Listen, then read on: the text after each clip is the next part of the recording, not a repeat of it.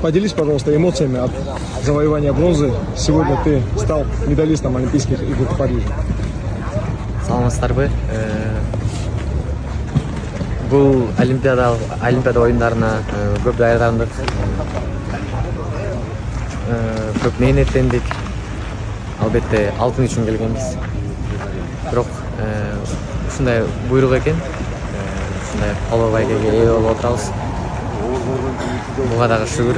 Оюн буюрса буну менен токтобостон келе жаткан дагы 2028 жылкы Олимпиада оюндарына жакшылап даярданып, ал жактан алтын утуп келебиз деген чоң ишеничим бар.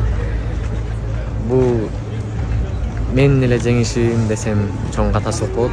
Бул бардык бизди колдогон кыргызстандыктардын, менин жакындарымдын, журтугандарымдын, агайларымдын бардыгынын жеңиши.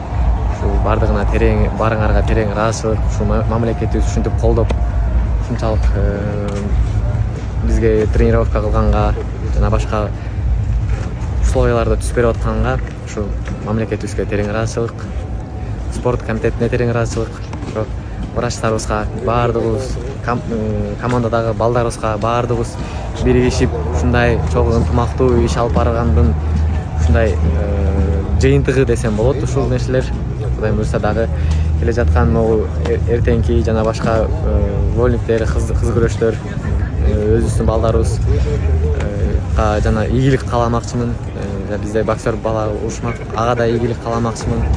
Ошо барды буюрса Кыргызстан Олимпиада алтын медальга суусап жатат. Кудайым буюрса Кыргызстанга ушу алтын медальды алып кетели. Если бы была возможность сейчас перебороться ту полуфинальную схватку против Фумиты, что бы сделал иначе и вообще как бы боролся сейчас? На основании того, что ты испытал в той схватке вчера. Фумита жакшы даярданып келиптир. Именно изучать этиптир мени, кандай күрөштү туура тактика коюп келиптир. Менин коронный сол захватыма эч киргизген жок.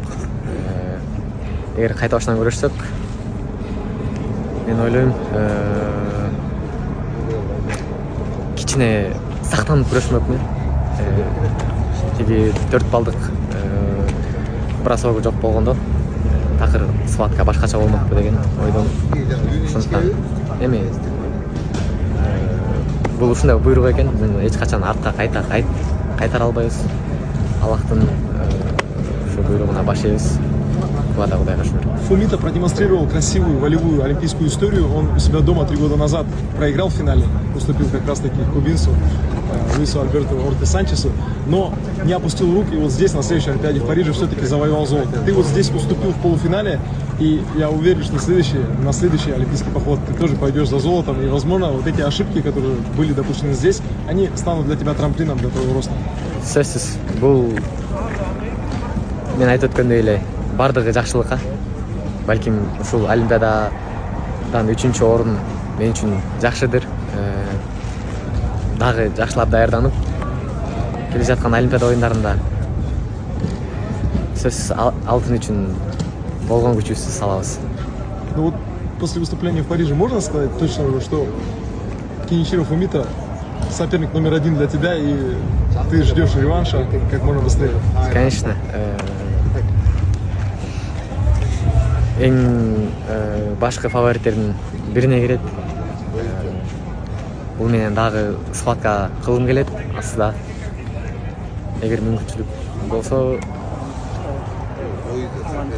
чыгып адам дагы жакшы күрөш көргөзүп, аны кайта реванш алгым келет. Кудайым буюрса ал күндөрдү эле алыс эмес чыгар. Я держал палец на кнопке play в надежде запечатлеть твой фирменный кульбит после завоевания бронзы, но ты этого не сделал, тем самым давая понять, это будет только после золота. Албетте бул бир гана алтындан кийин